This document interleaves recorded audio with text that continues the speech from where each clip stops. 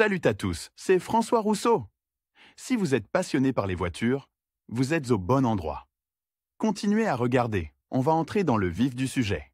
Si, dans de nombreux pays, les moteurs à carburateur sont depuis longtemps interdits d'utilisation, ce n'est pas encore le cas en Russie. De nombreuses voitures circulant dans les villes russes utilisent des carburateurs. Ces moteurs présentent un certain nombre de caractéristiques distinctives, notamment le dispositif du système d'alimentation en carburant et l'alimentation de la chambre de combustion. Dans le cas des carburateurs, un élément tel qu'un joker est nécessairement prévu. Le joker est un élément constitutif du carburateur, doté d'un trou calibré. Il permet l'alimentation dosée du mélange gazeux ou d'un autre type de carburant dans la chambre. Les bouchons de carburateur et les injecteurs sont aussi parfois appelés gicleurs, car ils sont également dotés de trous calibrés. Ce type de gicleur peut remplir différentes fonctions dans les moteurs à carburateur. Cela permet de diviser les gicleurs en plusieurs sous-catégories. Qu'est-ce qui est à l'origine du jaculateur? Pour commencer, il convient de répondre à la question de savoir à quoi servent les gicleurs dans les moteurs à carburateur. Il s'agit d'un composant du système de carburation doté d'un orifice de calibrage spécial. Il permet de doser l'alimentation en carburant ou en air. Par conséquent, en fonction de leur utilisation,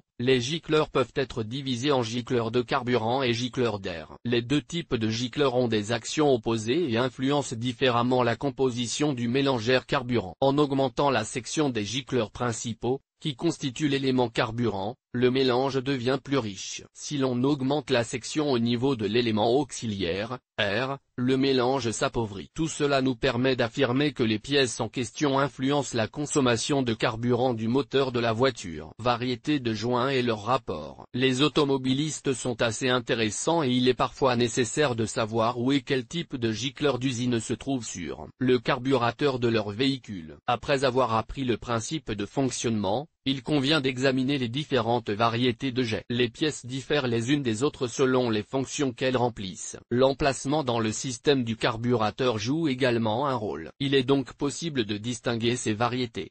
Carburant, air, compensatoire, au ralenti. L'élément est évalué en fonction de ses propriétés opérationnelles. Il est nécessaire de déterminer le volume de liquide qui passe à travers l'orifice pendant un certain temps. Un marquage est apposé sur ces éléments. Il s'agit d'un numéro à 3 chiffres. Il est apposé principalement sur la partie terminale. Grâce à ce numéro, vous pouvez connaître la productivité des jets. Elle est calculée en centimètres cubes à une pression de 1000 mm de colonne de mercure. Il s'agit du volume de carburant passant par l'orifice. Les orifices des gicleurs sont strictement calibrés. Si vous utilisez des outils inadaptés pour le nettoyage, la pièce peut être définitivement endommagée. Dans ce cas, seul un remplacement permettra de résoudre le problème. Des métaux non ferreux sont utilisés pour la fabrication des jets. Cela s'explique par la susceptibilité des pièces à la déformation. Il convient donc d'être extrêmement prudent lors du nettoyage. Pour chaque chambre, il est prévu de fabriquer les gicleurs correspondants, c'est-à-dire des gicleurs de carburant ou d'air. Le choix se fait en fonction de la section du diffuseur du carburateur de la voiture. En général, des jeux de gicleurs spéciaux sont produits pour des voitures et des modèles différents, qui se distinguent par le diamètre de l'orifice prévu à cet effet. Cela répond en grande partie à la question de savoir quel calibre doit se trouver dans le carburateur, afin que le moteur fournisse des performances optimales. Lire aussi: pourquoi les gicleurs de lave-glace gèlent-ils et comment y remédier? Il est nécessaire de tenir compte d'une telle caractéristique. Pour augmenter la dynamique et améliorer l'accélération de la machine, des gicleurs principaux, de carburant, de grande taille sont souvent installés. Cela se traduit parallèlement par une augmentation de la consommation de carburant. En augmentant le diamètre de la pièce de plusieurs ordres de grandeur, vous ne pouvez pas améliorer la dynamique, mais vous augmentez parallèlement la consommation de carburant de manière significative. Pour déterminer le rapport optimal de deux gicleurs pour votre carburateur, il est recommandé de consulter le manuel et de tenir compte des recommandations du fabricant. Le rapport peut aller de 80 à 100, à 125 à 165. En fonction de cela, le mélange peut être pauvre, surenrichi ou optimal. Défauts caractéristiques.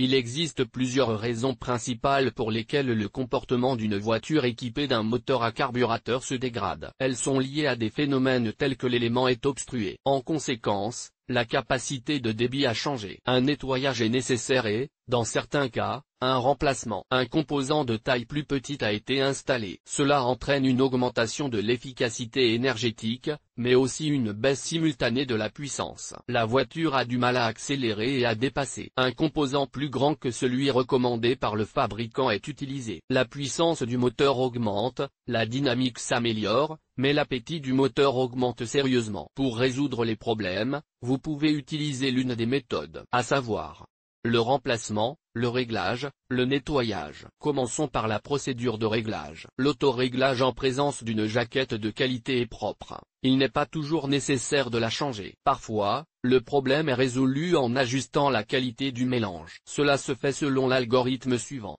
Le moteur est chauffé à sa température normale de fonctionnement. Le moteur est chauffé jusqu'à sa température normale de fonctionnement. À l'aide de la vis de réglage, les tours sont réglés à un maximum de 900 unités par minute, guidées par le tachymètre. La qualité du mélange est réduite au minimum en serrant la vis correspondante. Le nombre de tours est réduit à des valeurs faibles.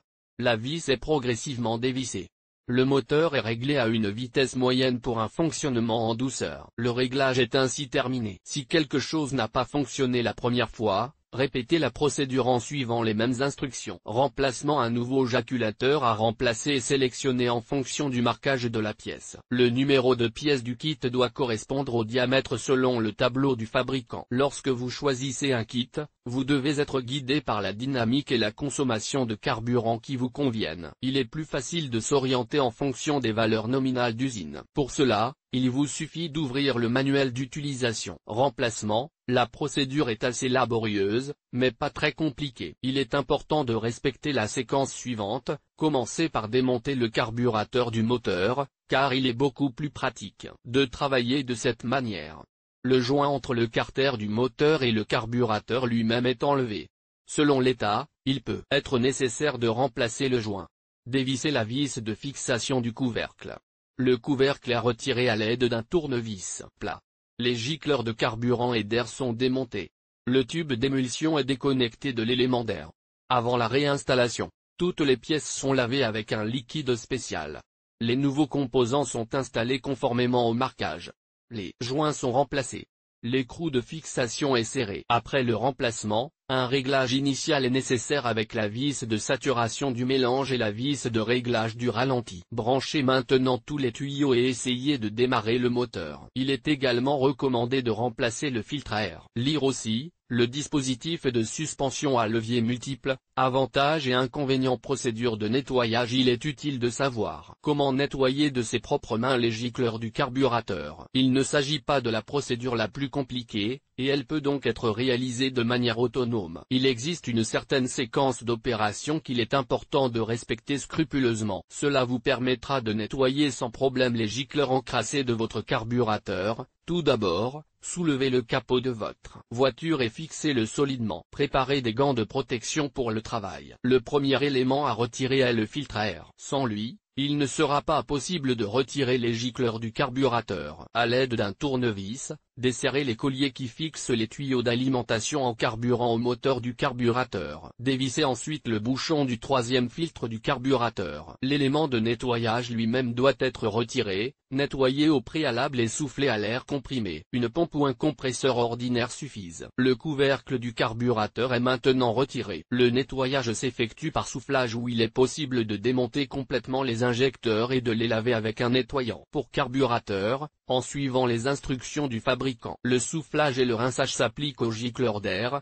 de carburant et de ralenti. Il est obligatoire de souffler également les soupapes et les canaux. Tous les composants sont assemblés dans l'ordre inverse. À ce stade, le nettoyage des gicleurs est terminé. Le carburateur devrait se normaliser. Si l'électrovanne a été retirée au cours du nettoyage, son installation inverse ne doit être effectuée que sur un moteur en marche. La vanne est d'abord installée manuellement, puis serrée à l'aide d'une clé. Le serrage ne doit pas dépasser un quart de tour. Le nettoyage sans démontage à l'aide d'un nettoyant pour carburateur s'effectue plusieurs fois par an, si la voiture a été utilisée pendant une longue période. Il s'agit d'un nettoyage de surface. Mais si la contamination est importante, il sera nécessaire de démonter le carburateur, d'en retirer tous les éléments et de le nettoyer dans un récipient préparé à cet effet avec un liquide spécial. Les automobilistes précurseurs conseillent d'échanger d'office de blindage, puis de démarrer le moteur. À ce stade, le moteur commencera à tirer et à éternuer. Il s'agit d'une mesure préparatoire qui permet d'éliminer les contaminants des canaux internes dans la chambre. Il n'est pas difficile de découvrir par soi-même comment nettoyer des gicleurs de carburateur encrassés. Mais il est extrêmement important de suivre la séquence et d'être aussi prudent que possible dans vos actions.